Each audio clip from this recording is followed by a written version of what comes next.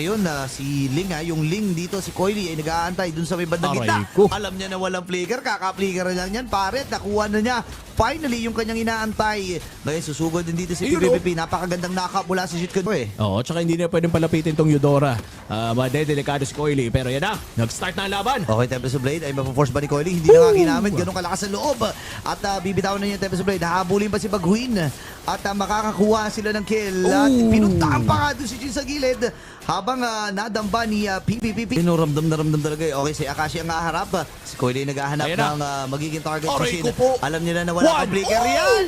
Nagamit na rin yung Tempest of Blade ngayon. Hindi pa tapos kunin yung apat. Kusin with a double. Diyos ko. At iisahan. Damang na na-build ng Pro Esports sa bawat bisita doon sa bandang ibaba kung saan paulit-ulit binigyan si Doom. Hindi na makapalago. Look at this. Ulo. Yung Hirara yung tumatakbo, pinapasok lang ng ganon. Kanila nga antayin. Huwag lang sanang mamatay. Itong si Doom. P? Mamaya, pero nandiyan naman sipa mula kay P at inuna na kagad si Baguhin nagamit. Oh! Yung kanyang ultimate and si Haydon Bush yung nakuha na. Nakabawi din Yun naman lang. dito ang Pro Esports. Dalawa para kay Kozen. Triple? And Kozen with a triple. Coily! Takbuhan na muna dito. Akashi, nagamit yung kanyang Purify pero hindi ata magiging sapat ito kasi nandun si Coily pa. 3 turtles na mapupunta sa kamay ng Pro Esports. Objective control is real. At habang nag-o-objective, papatay pa sa baba. Grabe, parang ginawang objective din lang Itong si Haydon Bush, hindi pa Aray siya ko! natapos dito Aray kasi ko! pinuntahan din sa likuran.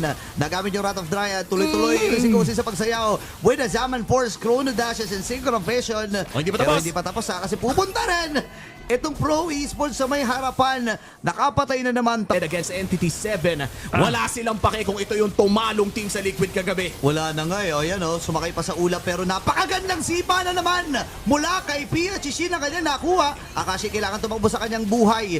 At mukhang hindi na nga makakatakas din si Baguhin kasi pinagsasapak na rin din si Sorian Felix.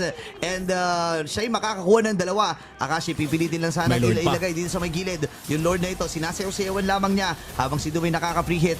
Pero yung Lord ay buhay pa rin naman. Nilalapag yung Zaman Force at Akashi with a kill. At si PPP ang kanya makukuha. Mabubuhay na rin naman si Shin 4 seconds. Pero si Kozi rin nakapatay pa ng isa. Libong yan, pre. Ano na lang yan Bariya lang yan sa tropa natin si Midnight, oy! Ayan nasipa na nga rin kagad. At si Shin ay walang nagawa. Kundi humiga na lang. Ngayon si Baguhin ay mamamaalam din. Pag isama ng Force sa gilid na bahagi may nagaganap din. May habulang na nahuli. Itong si Doom. Ngayon si Coily ay na-shutdown din naman. Para dito kay Sa. Patas si Coily doon, si Shin nakita niya. Nakapag-winter scrap. Pero nakipa pa rin si Shin ang naging target. Mabubuhay ba yung mga nahuling dito na pro? Na si Coily makakasayaw sa Coast. Kailangan na mag-atrasa 1997 at gumanti na ang mga PP at saka ni Saa, yung mga pasukan na miyembro dito Ayan na, mukhang nakahanap sila ng isa. Yung Lord, sino kaya makakuha? At mukhang makakuha ni Coily ito. Papasok si Felix dun sa likod at makahanap niya yung dalawa. Babagsak na si Doom. At iniisa-isa na